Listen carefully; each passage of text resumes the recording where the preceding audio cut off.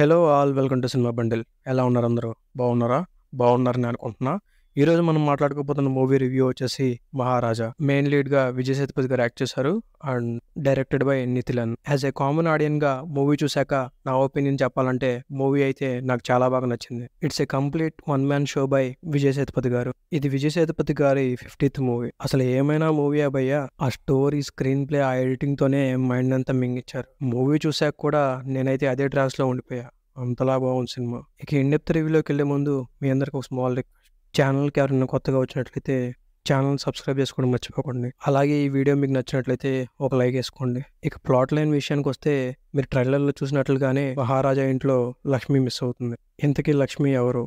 అసలు లక్ష్మిని తీసుకెళ్ళింది ఎవరు? ఆ తీసుకెళ్ళిన వాళ్ళకి మన మహారాజుకి కనెక్షన్ ఏంటి అనేదే స్టోరీ. ఇంతకన్నా ఎక్కువ చెప్తే స్టోరీ అనేది లీక్ అవుతుంది, అందుకనే షార్ట్ గా చెప్పా. ఇక పర్ఫార్మెన్సెస్ విషయానికి వస్తే విజయ్ సేతుపతి గారి గురించి మనం స్పెషల్ గా చెప్పాల్సిన అవసరం ఏం లేదు. Is an versatile actor.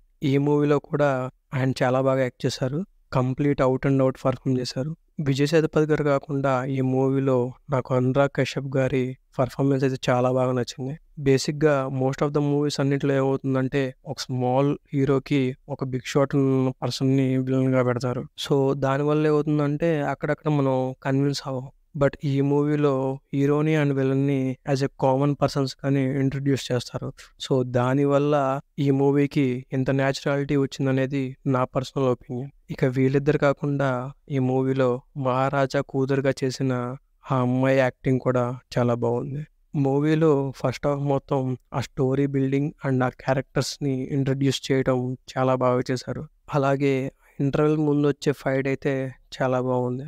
ఇక సెకండ్ హాఫ్ మొత్తం క్యారెక్టర్స్ మధ్య ఉన్న ఆ కనెక్షన్ అన్నిటిని డీటెయిల్గా వన్ బై వన్ రివీల్ చేస్తూ ఉంటారు.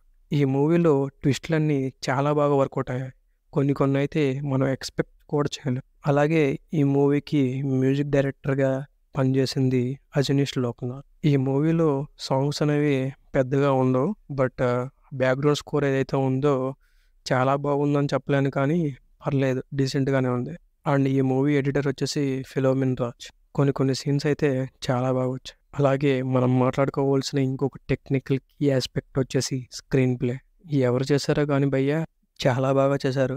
ఈ మూవీ ఇంత బాగా సక్సెస్ అవడానికి అతను కూడా one of the reason. And coming to the writer and director Nithilan Swaminathan. ఆ స్టోరీ, ఆ డైరెక్షన్ అయితే టూ గుడ్ ఉంది. ఆ స్టోరీ అండ్ ఆ స్క్రీన్ ప్లేతోనే ఒక ఆట ఆడుకున్నారు. So that's it for the review guys. నా రేటింగ్ వచ్చేసి 3/5. మూవీ చూశాక మీకు ఎలా అనిపించిందో కామెంట్ సెక్షన్లో కామెంట్ చేయండి. అలాగే మన వీడియోని తప్పకుండా లైక్ చేయండి, సబ్స్క్రైబ్ చేసుకోండి. And thank you for watching.